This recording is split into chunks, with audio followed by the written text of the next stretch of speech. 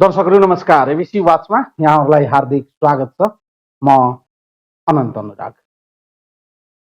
सर्वोच्च अदालतको फाल्गुन 11 गतेको निर्णयपछि संसदभित्र पुरानै स्थानमा नेकपा दल पुनः स्थापित हुन पुग्यो। खास गरिकन संसदभित्र निर्वाचन भएको बेला जति दल रहेका थिए त्यति दलको संख्या पुनः स्थापित हुन पुग्यो, अथवा एकीकरणपछि नेकपा एमाले र माओवादी केन्द्रलाई पुनः आफ्नो ठाउँमा पुर्याइयो। त्यसपछि सुरु भयो राष्ट्रिय राजनीतिमा नयाँ सत्ता समीकरणको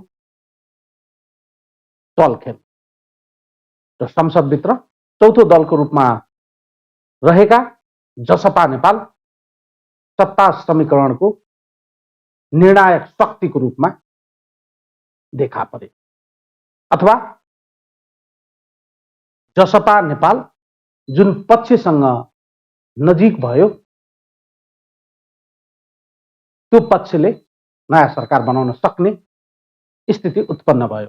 तर अझैसम्म पनि नयाँ सत्ता समीकरण बन्ने कुनै संकेत देखा परेको छैन। संसदभित्र सबैभन्दा ठुलो दलको रूपमा रहेका नेकपा एमालेसँग यति बेला जसपा नेपालको विभिन्न च्यानल मार्फत प्रत्यक्ष अप्रत्यक्ष रूपमा छलफल चलिरहेको छ। समानान्तर रूपमा जसपा नेपालका नेताहरूले नेकपा एमालेसँग मात्र होइन, संसदका प्रमुख प्रतिपक्षी दल नेपाली कांग्रेस, अर्का सत्तारूढ दलको रूपमै रहेका माओवादी केन्द्रसँग पनि छलफल गरिरहेका छन्। बाहिर आएको समाचार स्रोतहरूलाई आधार मान्ने हो भने जसपा नेपाल लगभग प्रधानमन्त्री केपी शर्मा ओलीज्यूको सरकारलाई टिकाउनको लागि सहयोग गर्ने प्रतिबद्धता जनाएका, तर प्रत्यक्ष रूपमा जसपा नेपालका नेताहरूसँग कुराकानी गर्दा त्यस्तो कुनै किसिमको सहमति नभएको बताइए तापनि मार्केटमा जसपा नेपाल सत्ता समीकरणको अहिलेको प्रमुख शक्ति अथवा निर्णायक शक्तिको रूपमा देखिएको छ र जसपा नेपाल राष्ट्रिय राजनीतिको एउटा खेलाडीको रूपमा बाहिर आएको छ। त्यसो हो भने राष्ट्रिय राजनीतिमा जसपा नेपालको भूमिका नयाँ सत्ता समीकरण र हिजोदेखि आजसम्म उठाउँदै आइएका मुद्दाहरूका प्राथमिकताका सवालमा जसपा नेपालको अडान के हो, जसपा नेपालको लागि प्राथमिकताका विषयवस्तुहरू के हुन्, सत्ता समीकरणका लागि जसपा नेपालको न्यूनतम माग र अडानहरू के हुन्, हामी कुराकानी गर्नेछौँ। हामीसँग हुनुहुन्छ जसपा नेपालका बौद्धिक नेता, राष्ट्रिय सभाका पूर्व सदस्य समेत रहिसक्नुभएका ब्रिखेश चन्द्रलाल। कार्यक्रममा उहाँलाई स्वागत गर्छु। नमस्कार, स्वागत गर्न चाहन्छु ब्रिखेश। नमस्कार। मैले भूमिका बाँधे, ठ्याक्कै राष्ट्रिय राजनीतिमा जसपा नेपाल कहाँ छ, कुन बिन्दुमा हुनुहुन्छ तपाईँ? जसपा नेपाल आफ्नो एजेन्डाको निमित्त लडिरहेको छ। अहिलेसम्म यो सत्ताको राजनीतिको खेलाडी भइसकेका छैन। तपाईँको भूमिकाबाट पनि अलिकति यो देखियो, अब चाहिँ हुँदैछ भन्ने कुरा चाहिँ यहाँले राख्नुभयो। तर वास्तविक कुरा चाहिँ यही हो कि जसपा नेपाल आफ्नो एजेन्डाको निमित्त सङ्घर्षरत छ। सडकमा पनि सङ्घर्ष गर्दैछ, सदनमा पनि सङ्घर्ष गर्छ र अहिले पनि जसपा नेपालको सबभन्दा महत्त्वपूर्ण भूमिका चाहिँ आफ्नो एजेन्डाको परिपूर्तिका निमित्त नै छ र जसपा नेपाल यसैलाई आफ्नो प्रथम प्राथमिकतामा राख्यो। यो भयो प्राथमिकता। तर जुन स्थितिमा, जुन राष्ट्रिय राजनीतिको अहिलेको गणितको खेललाई आधार मान्ने हो भने संसदभित्र तपाईँहरूको जुन निर्णायक पोजिसन देखिएको छ यो पोजिसनको बेसमा जसपा नेपाल अहिलेको स्थितिमा कुन डाइरेक्सनमा छ? सबभन्दा पहिले त कुरा यो हो कि अहिले संसदभित्र स्थिति नै कहाँ स्पष्ट छ र? संसदभित्र नयाँ समीकरणको वातावरण नै कहाँ बनिसकेको छ? संसदभित्र वैकल्पिक सरकार बनाउने स्थिति नै कहाँ आएको छ? अहिले जुन सरकार छ यो सरकार बहुमतको सरकार हो। यस सरकारलाई माओवादी केन्द्रले अहिलेसम्म आफ्नो समर्थन जारी नै राखेको छ। बहुमत छँदैछ भने सरकार अल्पमतमा नै परेको छैन भने अनि यसमा निर्णायकको भूमिका या हाम्रो भूमिकाको सवाल नै आउँदैन। पहिले त स्थिति स्पष्ट हुनु पर्यो। यो सरकार अहिले बहुमतको सरकार छ, त्यस कारणले यो सरकार चलिरहन्छ भनेर हामीले सोच्नु पर्यो।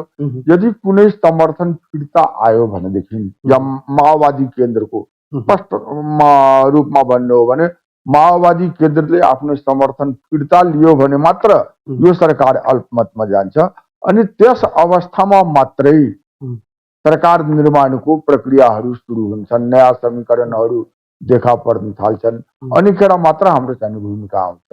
अहिले हाम्रो कुनै म प्रश्नसँग सोधेँ तपाईँलाई, तपाईँले भनेकै कुरा, यदि अहिलेको स्थितिमा माओवादी केन्द्रले प्रधानमन्त्री केपी शर्मा ओलीज्यूको सरकारलाई दिएको समर्थन फिर्ता लियो भने तपाईँहरू एउटा म्युचुअल अन्डरस्ट्यान्डिङमा पुग्नु भएको छ, रिटेन होइन अनरिटेन अन्डरस्ट्यान्डिङमा पुग्नु भएको छ कि ओली सरकारलाई टिकाउनको लागि अथवा समर्थन दिनको लागि तपाईहरू बैशाखी बन्न तयार हुनुहुन्छ? बिल्कुलै होइन त्यस्तो कुरा। न त्यस्तो समर्थन प्रधानमन्त्री केपी ओलीले माग्नु भएको छ, अहिले उहाँलाई माग्ने स्थिति नै छैन र जसपा नेपालले अहिले कुनै पनि निर्णय यसबारेमा गरिसकेको छैन। जसपा नेपालमा यसबारेमा कुनै विचार विमर्श पनि भएको छैन। प्रधानमन्त्री केपी ओलीजीसँग पनि र माओवादी केन्द्रका अध्यक्ष प्रचण्डजीसँग पनि त्यसपछि नेपाली कांग्रेसका सभापतिजीसँग पनि हाम्रा संवादहरू भएका छन्। तर हामीले सबै ठाउँमा एउटै कुरा हाम्रा नेताहरूले के अगाडि सार्नु भएको छ भने हाम्रा मागहरूको सम्बोधन पहिले हुनु पर्यो। मधेस आन्दोलनको क्रममा, थरुवाट आन्दोलनको क्रममा झुटा मुद्दाहरू लगाएर फसाइएका व्यक्तिहरू, जेलमा थुनिएका व्यक्तिहरूको रिहाई हुनु पर्यो। रेशमलाल चौधरी एकजना निर्दोष व्यक्ति जो न वारदातमा हुनुहुन्छ न उहाँ त्यो वारदातमा संलग्न भएको कुनै प्रमाण पनि छैन, त्यस्तो व्यक्तिलाई थुनामा राखिराखेको छ। लक्ष्मण थारूलाई थुनामा राखिराखेको छ। अत्यधिक बहुमतले जितेका, अत्यधिक मतले जितेका रेशमलाल चौधरीलाई संसदमा आफ्नो प्रतिनिधित्व गर्ने मौका चाहिने दिइरहेको छैन। यी सब कुराहरूको पहिले समाधान हुनु पर्यो। लाल आयोगको रिपोर्ट प्रकाशित भइरहेको छैन। संविधान संशोधन सम्बन्धी के धारणा छ त्यो सार्वजनिक रूपमा स्पष्ट हुनु पर्यो भन्ने कुराहरू हामी चाहिँ राखिराखेका छौँ। र जहाँसम्म अहिले तपाईँले सङ्केत गर्नुभयो प्रधानमन्त्री केपी ओलीसँग हाम्रा संवादहरू भएका छन् र यी संवादहरूमा हामीले आफ्नो मागको कुरा गरेका छौँ। हाम्रो माग पुरा हुनु पर्यो र हामी दुईटा कुरा भनेका छौँ। एउटा कुरा चाहिँ के भनेदेखि कि हामीलाई कुनै सम्झौता चाहिँदैन, कुनै सहमति चाहिँदैन, किनभने विगतमा भएका सहमति र सम्झौताहरूको पालना भएन। हामीलाई चाहिने परिणाम चाहियो, परिणाम आओस्, त्यसपछि हामी अन्य कुराहरूमाथि विचार गर्छौँ र हाम्रो त्यही कुरा चाहिने भइरहेको छ।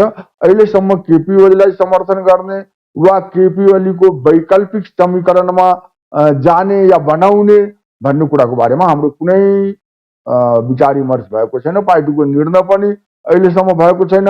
हाम्रा नेताहरूले केपी ओलीजी समक्ष पनि स्पष्ट रूपमा के भन्नुभएको छ भनेदेखि हाम्रा मागहरू पुरा भएपछि हामी सरकारमा जान्छौँ भन्ने कुरा पनि छैन। हामी सरकारमा सहभागी हुँदैनौँ भन्ने पनि स्पष्ट भनिसक्नु भएको छ। तर हाम्रा मागहरू पुरा भएपछि स्वाभाविक रूपमा केही न केही सहानुभूति त हुन्छ, हामी पनि विचार गर्छौँ। तर त्यो विचार गर्ने स्थिति माग पुरा भएपछि मात्र। तपाईँले भने जस्तै यदि हामी फाल्गुन 11 गतेको सर्वोच्चको निर्णयलाई आधार मानेर हेर्ने हो भने संसद पुनर्स्थापनाको निर्णयसँगै जसपा नेपाल भित्र एक किसिमको ऊर्जा सुचारू भयो, ऊर्जा प्राप्त गरेको जस्तो देखियो र तपाईहरू संसदभित्र रहेका दलहरूसँग 1 लाइन 2 लाइन 3 लाइनमा कुराकानीहरू अगाडि बढाउनु भयो, निकै तदारुकताका साथ, निकै गम्भीरताका साथ र निकै स्फूर्तिका साथ। अब तपाईहरूलाई प्रश्न गर्दा तपाईहरू भन्न सक्नुहुन्छ होला कि हामी मुद्दालाई अगाडि सार्यौं, तर अन्तर्य खोज्दै जाँदा कतै न कतै नयाँ सत्ता समीकरणको खेलमा जसपा नेपाल आफूलाई अबल साबित गर्नको लागि र नयाँ सत्ता समीकरणमा आफू जता ढल्क्यो त्यतातिरको भार अझै बलियो हुने संकेत प्राप्त गरेर कतै न कतै चाहिँ सत्तामा चाहिँ जान सकिन्छ कि भन्ने सन्देश आम जनतामा गएको देखिन्छ। तपाईकै कार्यकर्ताहरूको ट्विटर फेसबुकहरू चहार्दा चाहिँ हाम्रो पार्टीले सरकारमा जानुहुन्न, सत्ता समीकरणको चलखेलमा लाग्नुहुन्न जस्ता असन्तुष्टिहरू पनि पोखेका छन् र राष्ट्रिय राजनीतिमा तपाईहरूलाई सत्तामा जान कतै ललायत पो हुनुहुन्छ कि भन्ने जस्ता कुरा पनि देखिएको छ। र यो विषयवस्तुहरू केलाउँदै जाँदा अहिलेको स्थितिमा माओवादी केन्द्रले समर्थन फिर्ता नलिएको सन्दर्भमा तपाईहरू जुन च्यानलहरू प्रयोग गरेर प्रधानमन्त्रीज्यूसँग संवाद गर्दै हुनुहुन्छ, विषयवस्तुहरू फ्लोरमा ल्याउँदै हुनुहुन्छ, तपाईको पार्टीद्वारा गठित संवाद जुन समिति छ त्यसले गरेका बैठकहरूको जुन विषयवस्तुहरू बाहिर आएको छ, यी तमाम विषयवस्तुहरू हेर्दा चाहिँ साँच्चीकै तपाईहरूको लागि चाहिँ प्राथमिकतामा एजेन्डै हो कि अब चाहिँ यो अन्तिम घडीमा सत्तामा जानुपर्ने चाहिँ एउटा चिन्तन चाहिँ कतै न कतै चाहिँ मानसिक रूपमा चाहिँ तयार हुनुभएको र आफ्नो विश्लेषणको आफ्नो दृष्टिकोण हुन्छ। विश्लेषण पनि जहिले पनि तटस्थ चाहिँ हुँदैन। तर वास्तविक कुरा चाहिँ के छ भने कि वामपन्थीहरूको गठबन्धनले गर्दाखेरि, काङ्ग्रेसको समर्थनले गर्दाखेरि, वामपन्थीहरूको एकीकरणले गर्दाखेरि मधेसीहरूको दमन भयो, थारूहरूको दमन गरियो र संविधानमा हाम्रो सहभागिता भएन, संविधानसँग हाम्रो सहमति हुन सकेन। हामी धेरै कुरामा संविधानसँग असहमत छौँ, हाम्रा रिजर्भेसनहरू छन् र हामी संविधान संशोधन हुनै पर्छ अनि मात्र यो संविधानलाई हामी मान्छौँ भन्ने कुरा चाहिँ हामी पनि राखेका छौँ। र अहिले के स्थिति आयो भने फाल्गुन 11 को फैसलापछि चाहे जे कारणले होस्, व्यक्तिगत रागको कारणले, व्यक्तिगत द्वेषको कारणले, सत्तामाथि कब्जा गर्ने कारणले, प्रधानमन्त्रीको पद हत्याउने कारणले, पद लुप्ताको कारणले, जेसुकै कारणले होस्, तर फाल्गुन 11 को फैसलापछि यी दुईटा पार्टी अलग अलग भएपछि, पूर्ववत अवस्थामा आएपछि संभावित समीकरण जुन हो त्यो संभावित समीकरणमा हाम्रो भूमिका छ छैन भन्ने कुरा छैन, त्यसलाई हामीले चाहिँ स्वीकार्छौँ, तर त्यो संभावित हो। र हामीले के हेर्यौँ भने सबभन्दा बढी सम्भावना आफ्नो मागको बारेमा यिनीहरूको सार्वजनिक धारणा प्रस्ट्याउनु चाहिँ सबभन्दा महत्त्वपूर्ण कुरा हुन्छ, सबभन्दा प्राथमिक कुरा हुन्छ। र यही बेला हो कि संविधान संशोधनको बारेमा एउटा सहमति बन्न सक्छ कि काङ्ग्रेसले त संविधान संशोधनको प्रस्तावै राखेको थियो, प्रचण्डजी जहिले पनि कुरामा मधेससँग लभ पर्यो र हामी मधेसका पक्षमा छौँ भनेपछि उहाँले आफ्नो धारणा चाहिने सार्वजनिक गर्नु पर्यो। केपी ओलीजीको अगाडि हामीले चाहिँ आफ्नो माग राख्यौँ। यो अवस्था यस्तो हुन सक्छ कि हाम्रा मागहरू सम्बोधन हुने अवस्था हुन सक्छ, हामी माथि लगाइएका झुटा मुद्दाहरू खारिजीको अवस्था आउन सक्छ, माननीय रेशमलाल चौधरी, लक्ष्मण ठाकुरजीको र अन्य राजबन्दीहरूको रिहाईको कुरा चाहिने हुन सक्छ। हामीले यो अवसरको रूपमा यसलाई चाहिँ देखेका छौँ र त्यसकारण तपाईले भने जस्तै विभिन्न च्यानलबाट होइन, प्रत्यक्ष रूपमा नलुकाइकन प्रधानमन्त्रीज्यूले वार्ता गरौँ न भन्ने चाहिँ प्रस्ताव राख्दाखेरि हामी वार्ता गर्न गएका छौँ र हामी प्रधानमन्त्रीसँग मात्रै वार्ता गरेका छैनौँ, हामी अध्यक्ष पुष्पकमल दाहालसँग पनि वार्ता गरेका छौँ, महादेव नेपालजीलाई पनि हाम्रा नेताहरूले भेट्नु भएको छ, शेरबहादुर देउवा काङ्ग्रेसका सभापतिज्यूसँग पनि हाम्रो संवाद भइरहेको छ। त्यसकारण यसमा लुकाउने कुरा केही पनि छैन। कुरा के हो भनेदेखि अहिलेको स्थितिले हाम्रो मागको सम्बोधनमा मद्दत गर्छ भन्ने हाम्रो चाहिँ विश्लेषण र हाम्रो निष्कर्षका कारण हामी त्यतातिर अगाडि बढिरहेका छौँ। त्यसको ब्याकमा, त्यसको पृष्ठभूमिमा नयाँ सत्ता समीकरण बन्दाखेरि जसपाको भूमिका महत्त्वपूर्ण हुने कुरा पनि होला। तर हामीले यसलाई सदुपयोग गर्न खोजिरहेछौँ आफ्नो मागको सम्बोधन। पुस 5 अगाडि तपाईँलाई लान चाहन्छु। पुस 5 अगाडि पनि तपाईँहरू खास गरिकन प्रधानमन्त्री केपी शर्मा ओलीजीको नेतृत्वको सरकारप्रति सकारात्मक हुनुहुन्न थियो अथवा तपाईँहरूको सकारात्मक दृष्टिकोण थिएन। पुस 5 गतेको पछाडि पनि प्रधानमन्त्रीज्यूले जुन कदम चाल्नुभयो त्यसपछि पनि तपाईँहरू चाहिँ उहाँको गतिविधिलाई लिएर तपाईँहरूले थुप्रा प्रश्नहरू, आक्षेपहरू, आरोपहरू पनि लगाउनुभयो। त्यसपछि पनि तपाईँहरू त्यति सकारात्मक हुनुहुन्न थियो। अब आउ तपाईँलाई फाल्गुन 11 गतेपछि म तपाईँहरूलाई ल्याउन चाहन्छु। फाल्गुन 11 पछि सर्वोच्च अदालतले संसद पुनर्स्थापनाको निर्णय गरिसकेपछि सत्ता समीकरणको नयाँ विषयवस्तुहरू फ्लोरमा आएपछि त्यसपछि चाहिँ कता कता चाहिँ एउटा सन्देश गयो। अचानक तपाईँको पार्टीभित्र हिजोका दिनमा मधेसका माग मुद्दालाई सम्बोधन नगराउन प्रमुख भूमिका निर्वाह गर्नुभएका र प्रमुख खेलाडीको रूपमा रहनुभएका प्रधानमन्त्री प्रति तपाईँहरूको कता कता सफ्ट कर्नर जागेको जस्तो तपाईँहरू अचानक over the night, over the second, over the minute, over the hour तपाईँहरू सकारात्मक हुनुभयो।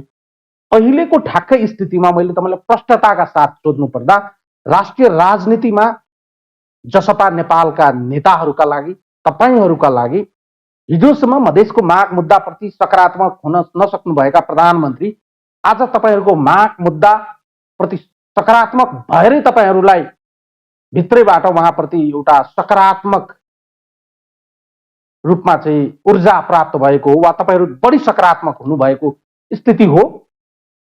हेर्नुहोस्, अलिकति पछाडि जाउँ। निर्वाचन सम्पन्न भएपछि वामपन्थी गठबन्धनले बहुमत पाएपछि प्रधानमन्त्री केपी ओलीलाई हाम्रो पार्टीले समर्थन गरेको हो। त्यतिखेर राजपा र समाजवादी फोरम यो दुईटैले समर्थन गरेकै हो। त्यो समर्थन किन गरेको थियो भनेदेखि संविधान संशोधनको निमित्त। त्यो समर्थन किनभने हाम्रा मागहरू पूरा गर्नका निमित्त। त्यो समर्थन किन भनेदेखि लाल आयोगको प्रतिवेदनको सार्वजनिक गर्ने कुराको निमित्त हामीले समर्थन गरेका थियौँ। समाजवादी फोरम, त्यतिखेरका समाजवादी फोरम, अहिले जसपाकै एउटा घटकले त सरकारमा नै सामेल भएको थियो र जसपाको अर्को घटक राजपा सदनमा बसेर समर्थन गरेको थियो। त्यो समर्थन केपी ओलीलाई मात्रै थिएन, त्यसमा त कामरेड प्रचण्ड पनि हुनुहुन्थ्यो, माधव नेपालजी पनि हुनुहुन्थ्यो। उहाँहरू सबै ले त्यो सहमति गर्नुभएको थियो। 3 बुन्दे सहमति, 2 बुन्दे सहमति उहाँहरूले गर्नुभएको थियो। हामीले त्यतिखेर पनि समर्थन गरेका थियौँ 2/3 पुर्याउनका निमित्त, संविधान संशोधनका निमित्त। तर त्यो भएन। अहिले तपाईँले भन्नुभयो कि केपी ओलीजी मूल नायक हुनुहुन्थ्यो, त्यसको चाहिने त्यो पुरा नगर्ने कुरामा केपी ओली मूल नायक हो। केपी ओली प्रधानमन्त्री भएको हुनाले, केपी ओली नेता भएको हुनाले, संसदीय दलको नेता भएको हुनाले। तर त्यसमा प्रचण्डजी वा माधवजी वा अन्य नेताहरू, अन्य कामरेडहरू त्यसमा हुनुहुन्न भन्ने कुरा त मान्न सकिन्न।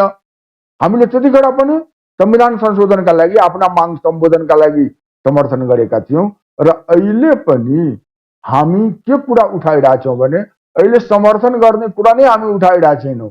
अहिले त हामी के उठाइरहेका छौँ, हाम्रो मागको सम्बोधन गर। जब केपी ओलीजी भन्नुहुन्छ कि म सकेसम्म गर्छु, उहाँले भनिराख्नु भएको छ, कार्यदलहरू पनि बनेका छन्, त्यसको प्रगति को ब्रिफिङहरू पनि नेताहरूको वार्तामा चाहिँ आएको छ भन्दाखेरि हाम्रा नेता ले मोहन ठाकुरजीले स्पष्टसँग भन्नुभयो कि मलाई यो सब कुरासँग मतलब छैन, मलाई परिणामसँग मतलब छ। परिणाम आउनु पर्यो।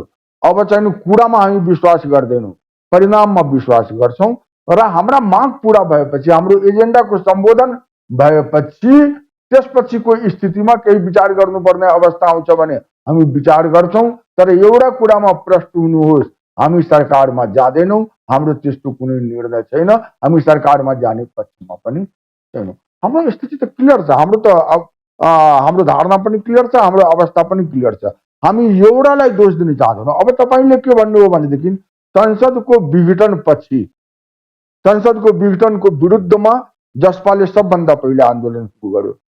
तर एउटा कुरा विचार गर्नुहोस्, जसपाले आफ्नो एकल आन्दोलन सुरु गर्यो, कसैसँग संयुक्त आन्दोलन गरेन। किनभने जसपाको निष्कर्ष के थियो भनेदेखि कि संसदको विघटन संविधानको विपरीत हो। यो संविधानसँग हामी सहमत छैनौँ, तर संसदको विघटन संविधानसँग विपरीत हो, अर्थात् संविधानवादको खिलाफ हो। देशमा रहेको संविधानको पालना राज्य र सरकारले नै नगर्ने हो भनेदेखि त संविधानको कुनै अर्थ नै रहँदैन। र यदि संविधानको कुनै अर्थ रहँदैन भने भोलिका दिनमा अरू कुनै संविधान या यही संविधान संशोधित भएर आउँदाखेरि पनि त्यसको कुनै अर्थ रहँदैन। त्यसकारण संविधानवादको निमित्त हामी स्पष्टसँग के भन्यो भने संविधानवादको निमित्त संविधान विपरीतको कदम भएको हुनाले हामी यसका विरुद्धमा छौँ। त्यसका विरुद्धमा हामीले प्रदर्शन गऱ्यौँ, त्यसका विरुद्धमा हामीले आन्दोलन गऱ्यौँ। तर हाम्रो आन्दोलन एकल रह्यो, हामी कसैसँग संयुक्त आन्दोलन गरेनौँ। त्यसको दुईटा कारण थियो। एउटा कारण के थियो भने कि व्यक्तिगत रूपमा केपी ओली या प्रचण्डमा हाम्रो चाहिँ कुनै असमानता हामीले देखेनौँ। माधव नेपालमा कुनै असमानता हामीले देखेनौँ। हामीसँग जे जति व्यवहार अहिले भएको छ त्यसमा सबै संलग्न छन्, सबैको सहभागिता छ। त्यसकारण त्यसै हिसाबले यो राम्रो यो नराम्रो भन्ने कुरा चाहिँ होइन। अर्को कुरा के भने संयुक्त आन्दोलनको संयुक्त एजेन्डा हुन्छ, एजेन्डा प्रति एउटा स्पष्ट धारणा हुन्छ। त्यो धारणा कहीँ पनि आएन।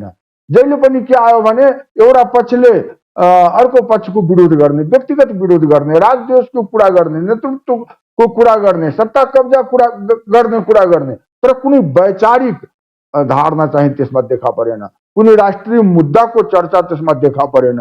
र झन् हामीले उठाइरहेका मुद्दाहरूको बारेमा त उहाँहरू कोही पनि कहिले पनि कुनै पनि आम सभामा या कुनै सार्वजनिक स्थलमा उहाँहरूले बोल्नु नै भएन।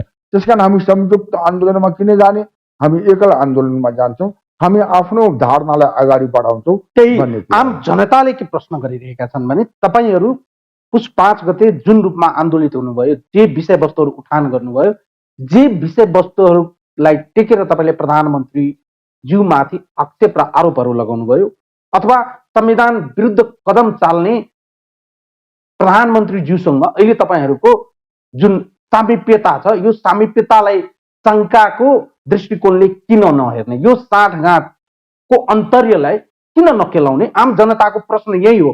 तपाईँहरूले दृश्यमा मुद्दाका कुराहरू गरिरहँदा यसको चाहिँ कतै न कतै विषयवस्तुहरू सत्ताको बार्गेनिङ, सत्ताको पदसँग, प्रधानमन्त्री वा अन्य मन्त्रीको मन्त्रालयसँग जोडिएको हो कि भने एक पक्षको बुझाइ छ। तपाईँकै पार्टीभित्रका कतिपयले यो पनि भनिरहेका छन् कि प्रधानमन्त्री ओलीसँगको सहकार्य हुन सम्भवै छैन, हामी उहाँसँग सहकार्य गर्नै सक्दैनौँ। तपाईँकै पार्टीभित्र अर्का एउटा समूह छन् जसले चाहिँ प्रधानमन्त्रीसँग किन सहकार्य हुन नसक्ने भन्ने तर्कना गरिराख्नु भएको छ। अथवा तपाईँको पार्टीभित्रको डायनामिक्सभित्र म प्रवेश गरेँ, तपाईँको पार्टीभित्र 4वटा डायनामिक्सले अहिले काम गरेको देखिन्छ। अथवा पावर सेन्टरको रूपमा कुरा, इन्टर पार्टी बाबुराम भट्टराई हुनुहुन्छ, अर्का अध्यक्ष उपेन्द्रजी हुनुहुन्छ, सम्मानित नेता मोहन ठाकुरजी हुनुहुन्छ, मोहन ठाकुरसँगै राजेन्द्र महतोजी हुनुहुन्छ। एउटा 4वटा पिलरको जस्तो पार्टीभित्र देखिएको छ। महन्त ठाकुरजी, राजेन्द्र महतोजीको कुरा सुन्दा एउटा डायनामिक्स हो भनेर बुझिन्छ। बाबुराम भट्टराई र उपेन्द्र यादवजीहरूको कुरा सुन्दा ठ्याक्कै मोहन ठाकुर र राजेन्द्र महतोजीहरूले जे कुरा उठाउँदै हुनुहुन्छ त्यसको ठिक विपरीत डायनामिक्स हो भन्ने कुरा देखिन्छ। अथवा क्लियर कट रूपमा राजनीतिक रूपमा के भन्दै हुनुहुन्छ बाबुराम भट्टराई र उपेन्द्र यादव, प्रधानमन्त्री केपी शर्मा ओलीज्यूसँग कुनै किसिमको हाम्रो सहकार्य समीकरण हुन सक्दैन। उहाँ अहिलेको राजनीतिक उथलपुथल सङ्कटको प्रमुख पात्र हुनुहुन्छ, उहाँसँग हुँदैन। तर तपाईँहरू भन्दै हुनुहुन्छ, मोहन ठाकुरजी, राजेन्द्र महतोजीहरू भन्दै हुनुहुन्छ, यदि इफ नोट भयो भने किन नजाने? यो डायनामिक्समा टेकेर तपाईँहरूको पार्टीभित्रको विषयवस्तु हेर्दा त तपाईँको पार्टीभित्र पनि यो विषयवस्तुहरू त्यति नरुचाइएको, त्यति सहज नलिएको र यो विषयवस्तुहरू गम्भीर प्रकृतिको वैचारिक र सैद्धान्तिक दृष्टिकोणसँग जोडिएको विषयवस्तुहरू हो नि, होइन र? पहिलो कुरा त के भनेदेखि मधेसीहरू, थारूहरू, आदिवासी जनजातिहरू, तिनका पार्टी, तिनका नेताहरूले कुनै कुरा गर्दाखेरि शङ्काको दृष्टिले हेर्ने एउटा परम्परा नै छ, यो संस्कृति नै भइसकेको छ। आफ्नो आङको हात्ती नहेर्ने, अरूको आङको चाहिँ जुम्रा हेर्ने स्थिति चाहिँ हाम्रो नेपालको राजनीतिको संस्कृति नै छ। किनभने अहिले पनि धेरै, एउटा उदाहरणको लागि म भन्न चाहन्छु यहाँ कि धेरै यस्ता मन्त्री हुनुहुन्छ जसमाथि ठाडै हत्याको आरोप छ, क्रूर हत्याको आरोप छ, तर तिनीहरू मन्त्री पनि छन्, तिनीहरू संसदमा पनि छन्। तर एकजना रेशमलाल चौधरी अत्याधिक मतले जित्दाखेरि पनि उनलाई संसदमा जाने प्रश्न दिएको छैन। यो विभेद त जहिले पनि कामै छ। अब आउँ, तपाईँले पार्टीको डाइनामिक्सको कुरा गर्नुभयो, त्यसको बारेमा कुरा गरौँ। प्रथम कुरा त के छ भने म जस्तो व्यक्ति थुप्रै छन् जो हाम्रा नेताहरूलाई आदर त गर्छन्, सम्मान त गर्छन्, तपाईँले भने जस्तै पिलरको रूपमा पनि मान्छन्, तर हामी सामूहिक नेतृत्वमा विश्वास गर्छौँ। कुनै एउटा नेताले बाहिर बोल्दैमा त्यसैको अनुसार पार्टीको निर्णय हुन्छ भन्ने कुरा चाहिँ छैन। हाम्रो कार्यकारिणी समिति छ, कार्यकारिणी समिति यसभन्दा अगाडि पनि यो विघटन भइसकेपछि बैठकमा हामीले निर्णय गरौँ कि हामी कतैतिर पनि जानु हुँदैन, हामी कुनै पनि पक्षसँग जानु हुँदैन, हाम्रो एकल आन्दोलन चाहिँ हुनुपर्छ। र अर्को कुरा के छ भने कि हाम्रा नेताहरूका फरक फरक विचार छन्, फरक फरक सोच छ भने त्यो कुन आश्चर्यको कुरा भयो। म तपाईँलाई यो पनि बताउन चाहन्छु कि त्यति मात्रै सोच छैन, एउटा सोच छ, एउटा चाहिँ सोच यो पनि आइरहेको छ। तपाईँले नि भन्नुभयो, म नाम भन्दिनँ, कि केपी ओलीसँग सहकार्य नगर्ने, प्रचण्डजीसँग सहकार्य गर्नु पर्यो भन्ने, एउटा वैकल्पिक सरकार बनाउनु पर्यो भन्ने सोच छ भने अर्को सोच यो पनि आउँछ कि केपी ओलीसँग सहकार्य किन नगर्ने, आखिर प्रचण्ड र केपी ओलीमा फरक के छ। तर तेस्रो धार पनि छ। तेस्रो धार चाहिँ के छ भने हाम्रो एजेन्डाको बारेमा सबैको धारणा चाहिँ सार्वजनिक गरौँ, यदि मिल्छ भनेदेखि सबै मिलेर त्यो एजेन्डाको सम्बोधन हुने कुरा गरौँ। हाम्रो एजेन्डाको सम्बोधन सबभन्दा महत्त्वपूर्ण हो। अहिले चाहिँ प्रधानमन्त्री केपी ओली हाम्रो एजेन्डाको सम्बोधन गर्न तयार हुनुहुन्छ भने हामी सम्बोधनका निमित्त वार्ता गरौँ, संवाद गरौँ, उहाँलाई आग्रह गरौँ, तर हामी कुनै पक्षमा चाहिँ जानु हुँदैन। एउटा धार यो पनि छ। अर्को चौथो धार पनि छ। चौथो धार चाहिँ के छ भने अहिले त त्यो बारेमा सोच्ने बेलै आएको छैन। सबभन्दा बढी प्रचण्डजीले केपी ओलीको विरुद्धमा आन्दोलन गर्नुभयो। प्रचण्डजी र माधवजीले संसद पुनर्स्थापन भइसकेपछि सबभन्दा पहिले हुनुपर्ने काम के थियो भने उहाँले केपी ओलीलाई समर्थन गर्नुहुन्न भने समर्थन त झिक्नु पर्थ्यो। समर्थन झिक्नु भएन। समर्थन झिकेको भए अनि चाहिँ बल जान्थ्यो संसदमा। त्यसपछि न वैकल्पिक समीकरणको अवस्था आउँछ, वैकल्पिक सरकारको अवस्था आउँछ। त्यसकारण अहिले त सोच्ने अवस्थै आएको छैन। हामी बेकारमा यसमा चाहिँ आफ्नो टाउको खपाइरहेका छौँ। यी चारवटा कुराहरू हाम्रा पार्टीभित्र चल्दैछ र हाम्रो कार्यकारिणी समिति अत्यन्तै तागतवर छ पार्टीको निर्णयको निमित्त। त्यसकारण त्यसमा छलफल भएर त्यसमा एउटा निर्णय गरेर मात्रै चाहिँ पार्टीले आफ्नो चाहिने कदम अगाडि बढाउन सक्छ। म यो जानकारी तपाईँलाई गराउँ कि पछिल्लो कार्यकारिणी समितिमा हामी कुनै पक्षसँग नजाने हाम्रो एकल आन्दोलन हुन्छ। हामी संविधानवादको निमित्त आन्दोलन गर्छौँ भन्ने मनसायले निर्णय गर्यो र एउटा चाहिँ त्यहाँ सबैको सहमति त्यसमा देखा पर्यो र हामी कुनै पक्षसँग संलग्न भएनौँ। मलाई लाग्छ यसबारेमा छलफल हुनु अहिले बाँकी छ। 5 गते बैठक हुनेवाला थियो, तर बैठक नगर्ने सहमति भयो। किन नगर्ने भनेर भन्दाखेरि अहिलेको स्थिति नै आएको छैन। हामीले त्यो निर्णय गर्नुपर्ने आवश्यकता नै छैन। अहिलेको स्थिति के छ भने आफ्नो मागको कुरा अगाडि राख्नु। तपाईहरुले माग माग माग भनिरहँदा जसपा नेपाल अहिलेको अवस्थामा मन्त्री प्रधानमन्त्री पदको प्लिजिङ सरप्राइजको वरिपरि घुमेको जस्तो देखिन्छ। हाम्रो पार्टीभित्र त्यस्तो कुनै चर्चा छैन। बाहिर अरूहरूले जस्तै भनौँ सञ्चारमा के पनि आएको थियो भनेदेखि मोहन ठाकुर प्रधानमन्त्री हुनुहुन्छ, भाउडाङ प्रस्तावै आयो रे भन्ने कुरा आयो, भन्ने कुराहरू आयो। मोहन ठाकुरले के भन्नुभयो, सञ्चारले मलाई प्रधानमन्त्रीको रूपमा पनि भनिदियो, त्यसका निमित्त धन्यवाद छ, तर कसैले पनि मेरो अगाडि या मसँग त्यस्तो प्रस्ताव राख्नु पनि भएको छैन, मैले पनि त्यस्तो कुनै प्रस्ताव राख्नु भएको छैन। उहाँले प्रश्न गरिसक्नु भएको छ। त्यसकारण त्यसको वरिपरि अब अरू घुम्छन्, अरू सोच्छन्, त्यो कुरा अर्कै हो। तर हामीले वास्तवमा माग माग माग नै भनिरहेका छौँ। हाम्रो अगाडि माग नै सबभन्दा महत्त्वपूर्ण छ, हाम्रो एजेन्डा नै सबभन्दा महत्त्वपूर्ण। त्यही त एक थरीकाले अर्को पनि प्रश्न गरे, जसपा नेपालले अगाडि सारेको माग चाहिँ यतिवटा मन्त्रालय चाहिएको माग प्राथमिकता हो कि जुन तपाईँले अघि उठान गर्नुभयो नि, हाम्रा मुद्दाहरू हिजोका दिनमा अहिलेसम्म चाहिँ पेन्डिङमा रहेका मुद्दाहरू, ती मुद्दाहरू हो? मन्त्रालयको बार्गेनिङ चाहिँ प्रमुख माग हो कि जुन पेन्डिङमा रहेका मुद्दाहरू छन् त्यो चाहिँ प्रमुख माग हो? मैले भनिसकेँ, जसपा सरकारमा जाँदैन। हाम्रा नेताले प्रधानमन्त्रीलाई नै भन्नुभयो, यो छाडी अस्ति नै भन्नुभयो, हामी सरकारमा जाने कुरा हाम्रो चाहिँ छैन। हाम्रो सरकार सम्बन्धी कुरा म गर्न आएको छुइनँ। हाम्रा एजेन्डाहरूलाई सम्बोधन गर्नु पर्यो र त्यो पनि त्यसको निमित्त पनि कुनै सम्झौता वा कागजमा सही गर्न म आएको होइन। मलाई परिणाम चाहियो। हाम्रा राजनीतिक बन्दीहरू रिहा हुनु पर्यो, हाम्रा मुद्दाहरू वापस हुनु पर्यो, संविधान संशोधन हुनु पर्यो। त्यसका निमित्त चाहिँ सरकारले प्रस्ताव अगाडि ल्याउनु पर्यो भन्नु कुरा। म अझै चाहिँ यसलाई चाहिँ कन्साइज गरेर सोधेँ तपाईँलाई, प्रधानमन्त्री केपी शर्मा ओलीज्यूसँग तपाईँहरूको सत्ता समीकरण भयो भने के शर्तमा हुन्छ र सम्भावना कति छ? अहिले त यसको कुनै सम्भावना छैन। फेरि पनि मैले चाहिँ एजेन्डामा तपाईँले अघिदेखि मलाई चाहिँ, तर हाम्रा मागहरू सम्बोधित भयो भनेदेखि, हाम्रा एजेन्डालाई सम्बोधन गर्ने कुरा भयो भने, या त्यो अगाडि आयो त्यो परिणाममा आयो भने, त्यसपछि उत्पन्न परिस्थितिमा जसले हामीलाई सहयोग गर्छ, हाम्रो सहानुभूति चाहिँ स्वाभाविक रूपमा उतातिर हुन्छ।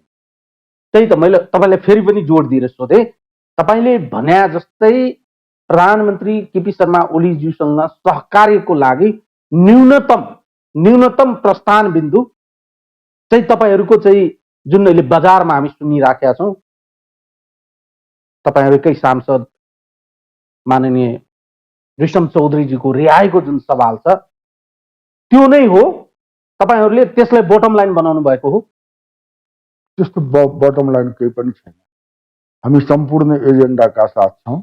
हाम्रा 4-5 वटा कुराहरू छन्। रेशमलाल चौधरीको रिहाई, झुठा मुद्दाहरू फिर्ता गर्नुपर्ने र अन्य राजबन्दीहरू लक्ष्मण थारू लगायत जति पनि छन् तिनीहरूको रिहाई, लाल आयोगको प्रतिवेदन सार्वजनिक हुनु पर्यो। त्यसपछि संविधान संशोधन को प्रस्ताव चाहिँ आउनु पर्यो। यी सारा मागहरू हामी चाहिँ अगाडि बढाइरहेका छौँ र म एकदम स्पष्ट गर्न चाहन्छु कि सत्ता सहकार्यका निमित्त कुनै बातचित भएको छैन, कुनै कुरा भएको छैन, कुनै संवाद भएको छैन। अहिले त्यो हुँदैन। हामी त पुरा ओपन गरेका छौँ। हाम्रो माग जसले पुरा गर्छ हामी पर्खिरहेछौँ। केपी ओलीले त केही रेस्पोन्स देखाउनु भएछ, हामीसँग कुरा भइरहेको छ भने प्रचण्डजीले पनि भोलि केही रेस्पोन्स देखाउनु होला कि, शेरबहादुरजीले पनि केही कुरा गर्नु होला कि भने हामी पर्खिरहेका छौँ। र यदि राष्ट्रिय सहमति हुन्छ भने नयाँ समीकरण बन्न सक्छ, त्यस दिशामा पनि सोच्न सकिन्छ। त्यस कारणले प्रष्ट कुरा के छ भने कि हाम्रो माग प्रति जसले जति सक्रियतापूर्वक अगाडि आउँछ र परिणाम हामीलाई देखा पर्छ, हामी त्यसै हिसाबले सोच्छौँ। अलिकति यो क्रिटिक रूपमा चाहिँ यो प्रश्न मैले गर्न चाहे, तपाईँलाई आलोचनात्मक तवरबाट सोधे। कतिपय थारू अगुवा कार्यकर्ताहरूको बौद्धिकहरूको बुझाइरहेको छ वा उनीहरूको तर्कना रहेको छ, जसपा नेपाल राजनीतिक रूपमा राइज एन्ड फलको लागि रेशम चौधरीलाई ब्ल्याङ्क चेकको रूपमा तपाईँहरू प्रयोग गर्दै हुनुहुन्छ, त्यस्तो छ? अब लाग्न सक्छ नि अरूलाई। प्रचण्डजीले माओवादीहरूको निमित्त कुरा गरिराख्नुहुन्छ कि गरिराख्नुहुन्न? उहाँ पनि त त्यो ब्ल्याङ्क चेककै प्रयोग गर्नुहुन्छ नि। सत्य निरूपण आयोगको कुरा के हो, बेपत्ता आयोगको कुरा के हो, यो सब कुरा के हो? यदि यस दृष्टिकोणले हेर्ने हो भनेदेखि हामी त्यस्तो आरोप उहाँहरूमाथि पनि लगाउँदैनौँ र हामी माथि त्यस्तो आरोप लगाउनलाई पनि यो होइन भन्ने कुरा चाहिँ हामी भन्छौँ। अलिकति फराकिलो चाहिँ बन्नुपर्छ। तर रेशमलाल चौधरी एउटा मुद्दा त हो नि। रेशमलाल चौधरी जो वारदातमा छैन, जसको विरुद्धमा सरकारले कुनै प्रमाण दिन सकेको छैन, जसको बारेमा केही कुराहरू बाहिर आउँथ्यो लाल आयोगको प्रतिवेदनबाट, त्यो पनि सार्वजनिक सरकारले गर्न सकेको छैन, जनताबाट अत्यधिक मतले जितेका सांसदलाई चाहिँ संसदमा प्रवेश गर्न दिएको छैन, त्यो मुद्दा हो कि होइन? त्यो त हाम्रो मुद्दा मात्रै होइन, त्यो देशको मुद्दा हो, त्यो लोकतन्त्रको मुद्दा हो, त्यो गणतन्त्रको मुद्दा हो कि जनताले छानेको प्रतिनिधि अनाहकमा निर्दोष प्रतिनिधिलाई जेलमा थुनेर उसलाई आफ्नो प्रतिनिधित्व गर्ने अधिकार चाहिने दिइराखिएको छैन। त्यो देशको मुद्दा होइन, त्यो राष्ट्रिय मुद्दा होइन। त्यसको बारेमा सबै पार्टीले बोल्नु हुँदैन, हामी मात्रै बोल्नुपर्छ। तर हामी मात्रै बोलिरहेका छौँ, त्यस कारणले यो ब्ल्याङ्क चेक भयो। हामीले कुनै बार्गेनिङ गरिरहेका छौँ र हामी कुनै अनैतिक काम गरिरहेका छौँ भन्ने कुरा चाहिँ मान्न सकिन्न।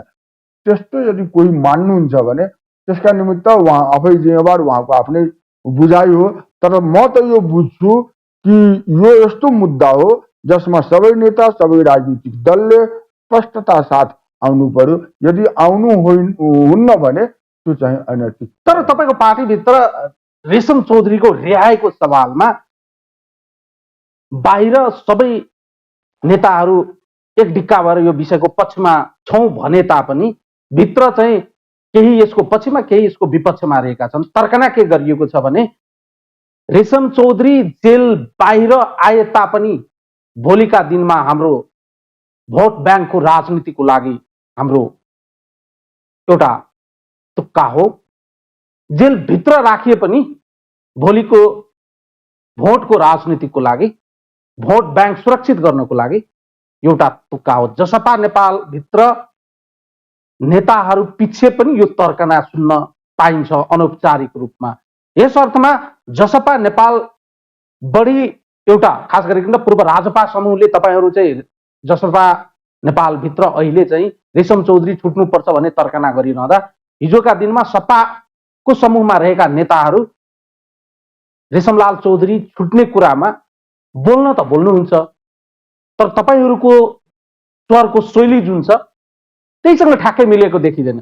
कता कता मधुरो मसिनो होस्टेमा हैसे थप्या जस्तो छ। यस अर्थमा एकमुष्ट रूपमा रेशमलाल चौधरीको रिहाईको विषय तपाईँहरूको एकल एजेन्डा त होइन रहेछ। जसपाको एकल एजेन्डा हो यो।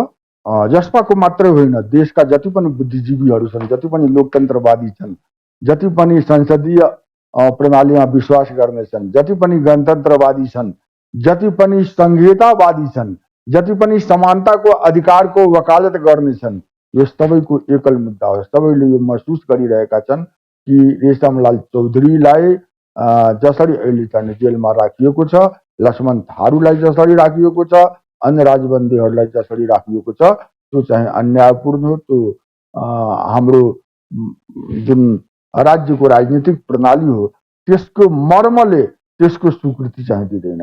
र म यो पनि भन्न चाहन्छु कि तपाईँले जसपाको कुरा उठाउनुभयो, जसपा यसमा चाहिँ एकबद्ध छ।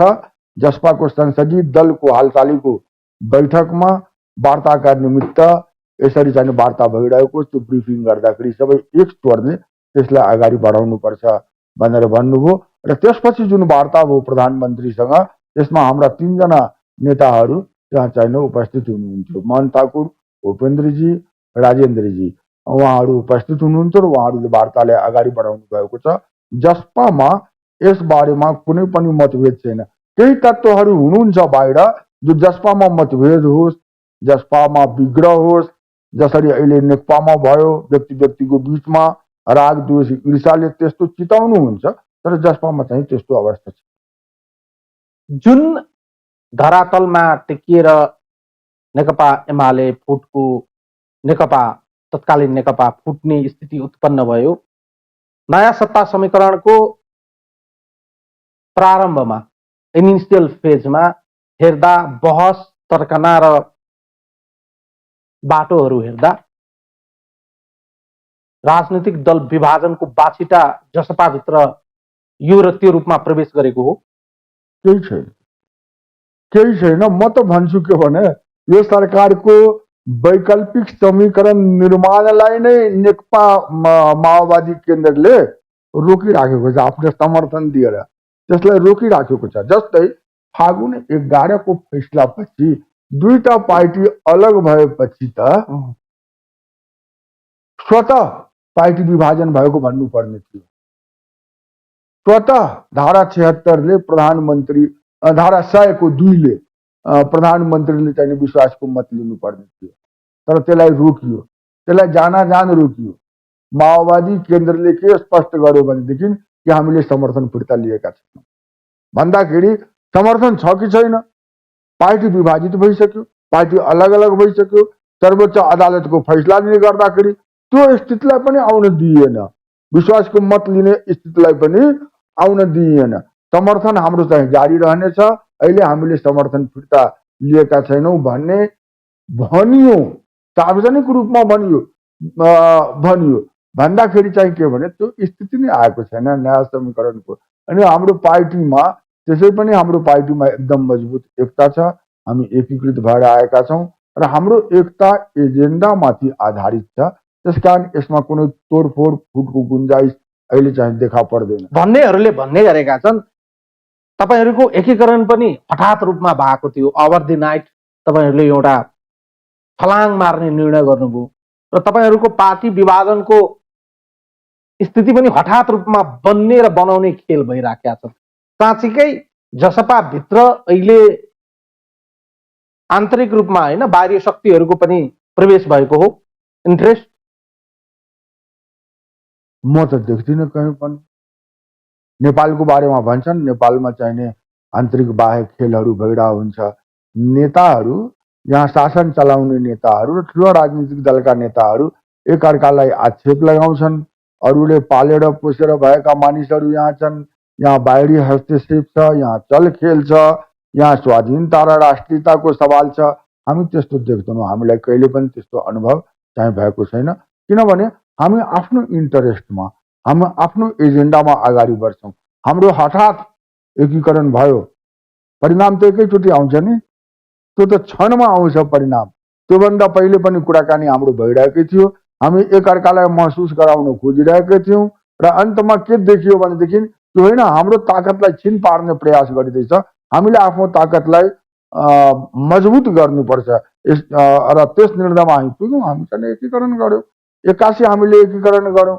किनभने एक्कासी हामीलाई यो महसुस भएको होइन, अहिले निकट भविष्यमै हामीलाई तोडफोड गर्ने षड्यन्त्रहरू भइरहेको छ र त्यो तोडफोड गर्ने षड्यन्त्र नेकपाबाट भइरहेको छ। त्यस कारणले गर्दाखेरि हामीले चाहिँ के भनेदेखि होइन, हामी एकीकरणमा जानुपर्छ, हामी यसको मुकाबला गर्नुपर्छ भनेर हामीले निर्णय गऱ्यौँ र हामी एकीकृत भयो। कुनै आश्चर्यको कुरा चाहिँ होइन, तर हामीमा अहिले बिग्रको कतै कुनै कारण छैन र यो बिग्र नहुनुको कारण अरूले हेर्दाखेरि यसो होला कि भनेर अरूले अन्दाज गर्नुहुन्छ, त्यो स्वाभाविक पनि हो। किनभने अरू ठाउँमा उहाँहरू त्यसै देखिराख्नु भएको तर अझै पनि मान्छेले के भनिरहेका छन् र हामीले पनि सुन्ने गरेका छौँ, अझै पनि पूर्व राजपा समूहको नाममा, पूर्व सपा समूहको नाममा, पूर्व जनशक्ति पार्टीको नाममा तपाईहरू चाहिँ कोठे बैठकहरू, छलफलहरू, विचार विमर्शहरू, लाइनहरू चाहिँ बनाउनु हुँदो रहेछ। यस अर्थमा त कतै न कतै यो जुन चाहिँ पूर्व समूहहरूको नामले जुन परिचित हुनुहुन्छ त्यसलाई त छाड्न सक्नु भएको छैन तपाईहरू। यस अर्थमा त्यसको बाछिटा, त्यसका प्रभाव र त्यसको गुणात्मक असर त कतै न कतै पार्टीभित्र पार्टीको समष्टिगत एकता प्रक्रियालाई, समायोजन प्रक्रियालाई र प्राविधिक पार्टी एकता भन्दा पनि इमोसनल तरिकाले, मनोभाव तरिकाले, मनको लेभलबाट तपाईहरू एक हुन सक्नु भएको छैन भन्ने कुरा त कहिलेकाहीँ झल्किन्छ कि। एक हुनुको अर्थ के हो? एक हुनुको अर्थ चाहिँ प्राविधिक एक भएर मात्रै हुँदो रहेनछ भन्ने कुरा त नेकपाको एकताले देखाइसक्यो नि। म एउटा कुरा भन्छु, एक हुनुको अर्थ के हो अनन्तजी? हाम्रो गाउँतिर हामीले हेरेका छौँ नि, राति स्याल एउटा हुँ गर्दाखेरि अरू सबै स्यालले हुँ गर्छ भन्ने एक हुनुको अर्थ होइन। संसदीय प्रणालीमा, लोकतन्त्रमा, गणतन्त्रमा एक हुनुको अर्थ चाहिँ के हो भने सामूहिक नेतृत्वमा विश्वास गर्नु र लबिङ त हुन्छ, वैचारिक लबिङ चाहिँ हुन्छ, यो त आन्तरिक लोकतन्त्रको विशेषता हो। यो हामीले त्यसलाई अगाडि बढाइरहेका छौँ, यो सही कुरा हो। हाम्रो चाहिने के भने समूह समूहमा हाम्रो छलफल चाहिने भइरहेको छ र समूह समूहमा हामी चाहिँ वर्तमान राजनीतिक स्थितिको विश्लेषण गर्छौँ र त्यस बारेमा एउटा धारणा बनाउनु पर्छ कि भनेर हामी चाहिँ कुराकानी गर्छौँ। त्यो नराम्रो कुरा होइन नि, त्यो त सबै पार्टीमा चलिरहेकै हुन्छ नि। काङ्ग्रेस पार्टीमै हेर्नुहोस्, शेरबहादुरजी र उहाँका त्यो विचारधाराको विचार सिद्धान्त र एजेन्डाको लागि छलफल हुनु त्यो स्वाभाविक हो, हुन सक्दछ। तर पूर्वको नाममा चाहिँ गर्नु भनेको त पार्टीभित्र अझै पनि कहाँ पूर्वको नाममा भएको छ र? पूर्वको नाममा भएको उपेन्द्रजी सपाको छलफल अगाडि बढाउने, महन्तजी राजेन्द्र महतोजी पूर्व राजपाको नाममा छलफल बोलाउने, त्यस्तो त भइराखेको छ नि। त्यस्तो होइन। अहिले पनि हामीहरू जसपाका केही साथीहरू, काङ्ग्रेसका साथीहरूसँग पनि, नेकपाका साथीहरू, नेकपा एमालेका साथीहरूसँग पनि कुराकानी गर्छौँ, वर्तमान राजनीतिक परिस्थितिको विश्लेषण गर्छौँ। त्यो त अब जसलाई जहाँ जसरी बस्ने वातावरण हुन्छ विश्लेषण गर्नु त राम्रो कुरा हो नि। विचारको आदान प्रदान गर्नु, संवाद गर्नु त राम्रै कुरा हो। कुनै आइपर्ने सम्भावित कुराहरूको बारेमा छलफल गरिराख्नु त्यो त राम्रो कुरा हो। त्यसबाट हामी पछाडि हटिरहेका छौँ, त्यो कुराहरू चाहिँ भइरहेको छ। तर त्यसले गर्दाखेरि हामीमा चाहिने वैचारिक मतभेदको कुरा छैन। हाम्रा हरेक मिटिङ्सहरूमा यो कुरा हुन्छ कि हाम्रो एकतालाई अझ मजबुत गर्दै हामी आफ्नो एजेन्डालाई अगाडि बढाउनुपर्छ। त्यसकारण त्यस बारेमा मलाई लाग्छ कुनै पनि जागरुक नागरिकले जसपाको यी गतिविधिको बारेमा कुनै शङ्का उहाँहरूमा छैन पनि। तपाईँबाट आज म एक किसिमको कमिटमेन्ट चाहिँ म धेरै दिनदेखि मधेसको इस्युमा चाहिँ डिबेट म गरेको थिइनँ। कता कता चाहिँ निकै विषयवस्तुहरू उठिसकेपछि अब यो विषयवस्तुहरू क्लियर गर्नुपर्छ कि जस्तो लाग्यो। त्यही भएर आज तपाईँसँग म संवादको लागि समय पनि लिएर एउटा क्लियर कट मेसेज दिन सकिन्छ वा तपाईँहरूभित्र के चलिरहेको छ भन्ने कुरा चाहिँ निकाल्न सकिन्छ भन्ने चाहिँ मेरो उद्देश्य थियो। तपाईँ मलाई क्लियरली बताइदिनुहोस् त, जुन विषयवस्तुहरूले तपाईँहरूले अहिले चाहिँ फ्लोरिङमा चाहिँ फ्लरिस गरिराख्नु भएको छ, यो विषयवस्तुहरूलाई अल्पत्र छाडेर तपाईँहरू केही थान मन्त्रालयको लागि यो र त्यो बहानामा तपाईँहरू आज मात्रै होइन, उधारोमा हामी गर्दैनौँ भन्ने कुरा आज मात्रै होइन, उहिलेदेखि गर्दै आउनु भएको छ। तपाईँहरूको उहिलेदेखिका पार्टी अथवा 2062-63 पछि बनेका मधेस केन्द्रित दलको नाममा बनेका पात्रहरू, प्रवृत्तिहरू, गठबन्धनहरूका सहमतिका चाङहरू पल्टाउन थाल्यो भने समष्टिगत रूपमा निकै आलोचनात्मक तरिकाले बहसहरू, डिबेटहरू गर्नुपर्ने स्थिति आउलान्। जति पनि सहमति सम्झौताहरू भए त्यो मसिनो सुक्दै चाहिँ त्यो रड्डीको टोकरीमा फाल्नुपर्ने अवस्था र त्यो चाहिँ इतिहासको पाना जस्तो स्थापित भएको देखिन्छ। त्यति टाढा पनि जानु पर्दैन। सरकारभन्दा तत्कालीन सपा जुन स्थितिमा सरकारसँग 3 बुँदे सहमति 2 बुँदे सहमति गरेर सरकारमा गए, ती सम्झौता पनि अन्ततः रद्दीको टोकरीमा फाल्नुपर्ने स्थिति हो। तर पनि भनिँदै थियो मधेसको माग, मुद्दा र एजेन्डालाई स्थापित गर्नको लागि हामी हरेक मोर्चामा अगाडि बढ्दैछौँ। तपाईँ पनि कार्यक्रमको सुरुवातमै भन्नुभयो भने हामी हरेक मोर्चामा लडिरहेका छौँ, संसदभित्र लडिरहेका छौँ, सडकमा लडिरहेका छौँ, सरकारमा पनि लड्न सकिन्छ कि भन्ने एउटा चाहिँ सामान्य चाहिँ आदर्श बुझाइ चाहिँ छ। तर सत्तामा मात्रै पुगेर चाहिँ तपाईँहरूको माग पुरा हुँदो रहेनछ भन्ने कुरा त टाइम एन्ड अगेन प्रुभ भइसकेको छ।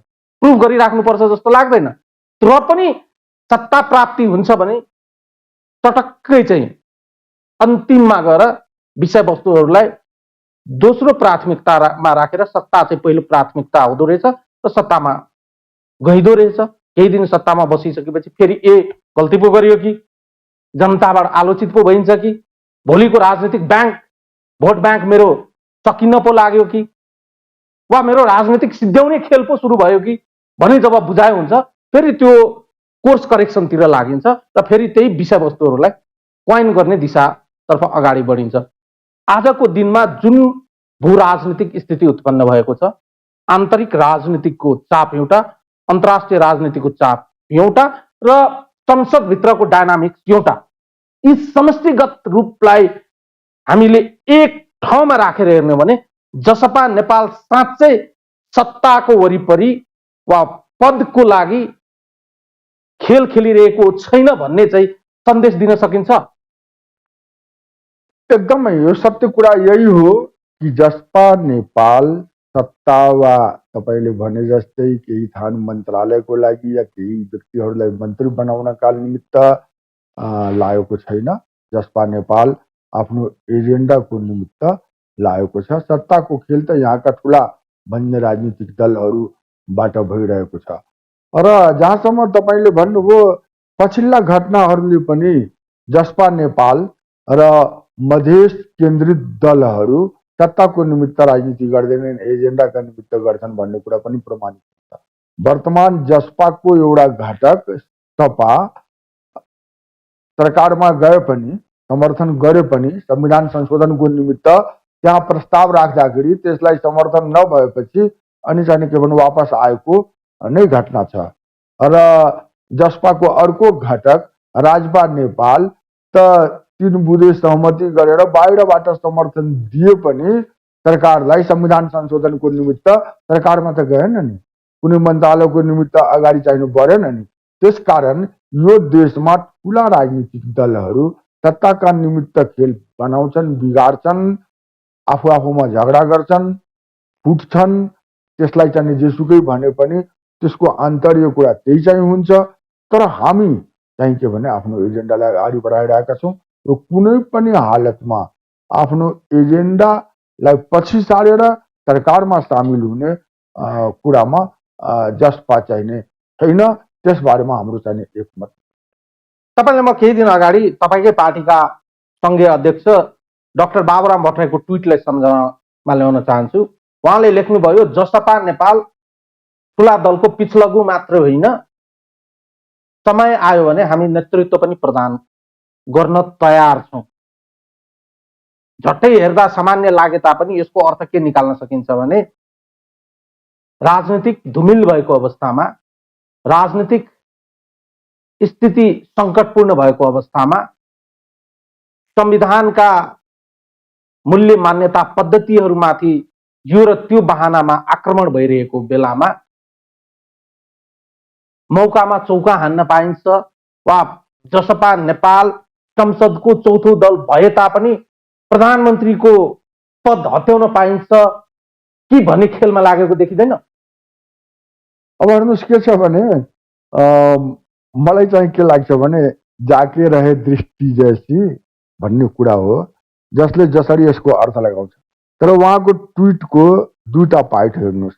एउटा के भने कि जसपा नेपाल कसैको पुच्छर बन्न तयार छैन अब भन्दाखेरि जसपा नेपाल यो पक्ष त्यो पक्षमा जाने पक्षमा छैन, स्पष्ट उहाँ भन्नुहुन्छ।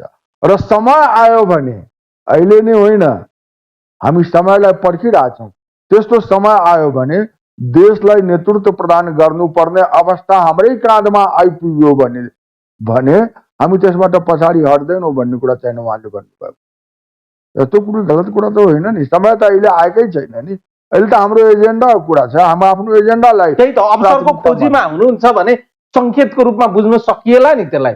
अहिले तत्कालै जसपा नेपालले प्रधानमन्त्री नै पाउने गरी राष्ट्रिय राजनीतिको वातावरण बनिसकेको छैन। तपाईहरू संसदभित्र चौथो दल हुन्छ, संसदभित्र गणितले ठुलो महत्त्व राख्दछ, संसदभित्र आदर्श कुरा गर्ने एउटा केही समयको लागि आदर्शवादी कुराहरू गर्न सकिएला। तर संसदभित्रको डायनामिक्स गणितलाई हेर्दा त तपाईहरू चौथो दल हुनुहुन्छ, चौथो दलले पनि प्रधानमन्त्री पाउने कुरा गरिरहँदा कतै यो धमिलो पानीमा माछा मार्न सकिन्छ कि भन्ने तर्कना हो। अनन्तजी, त्यहाँ उहाँले प्रधानमन्त्री पाउने कुरा गरिराख्नु भएको छैन, उहाँले अवसरको खोजी गर्नु भएको छैन। उहाँ जसपा नेपाल समय परिस्थिति अनुसार यदि त्यस्तो जिम्मेदारी हाम्रै काँधमा आउँछ भने त्यसका निमित्त पनि हामी तयार छौँ भन्ने कुरा भनिराख्नु भएको छ। र यो सोचलाई कि जसपा नेपाल नेतृत्व गर्न सक्षम छैन वा यो सोचलाई कि यो पार्टी अमुक पार्टी मात्र देशको नेतृत्व गर्न सक्दछ, त्यो स्थिति छैन। हामी पनि नेतृत्वका निमित्त सक्षम छौँ, हामीमा त्यो काबिलियत छ, हामीमा त्यो योग्यता छ र हामी कसैको पुच्छरको रूपमा एउटा सन्तुलन मिलाउनका निमित्त हामी कतैतिर जान्छौँ भन्ने कुरा चाहिँ छैन भन्ने त्यो ट्विटको त्यो अर्थ त जनमतले निर्धारण गर्ने होला नि त सर, जनमतले निर्धारण गर्ने होला। त्यसको लागि त तपाईहरूले संसदभित्र जनताको मतको आधारमा त्यो सामर्थ्य आर्जन गर्ने होला। खैर म त्यतातिर गइन, समय थोरै रह्यो। म बिट मार्नुभन्दा अगाडि फेरि पनि तपाईँलाई जोड दिएर सोध्न चाहन्छु, तपाईँहरूले जुन एउटा सामान्य बटम लाइन बनाउनु भएको छ, पार्टीका सांसद र मधेस आन्दोलन लगायत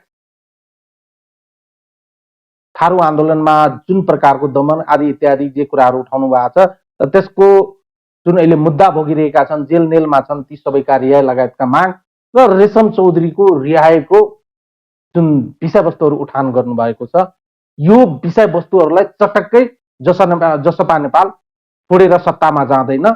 रिहाई भएन भने तपाईँहरू कुनै पक्षसँग सत्ताको समीकरण गर्नुहुन्न। त्यसमा अरू जोड्नुहोस्, संविधानको संशोधनको कुरा अगाडि बढ्दैन, लाल आयोगको प्रतिवेदन सार्वजनिक गर्ने चाहिने कुरा हुँदैन भने हामी चाहिँ जाँदैनौँ। र हाम्रा यी एजेन्डाहरूको सम्बोधन भएपछि मात्रै हामी यसबारेमा विचार गर्छौँ। र त्यो पनि विचार कुन बेला गर्छौँ, जबकि संसदमा विचार गर्ने स्थिति आउँछ।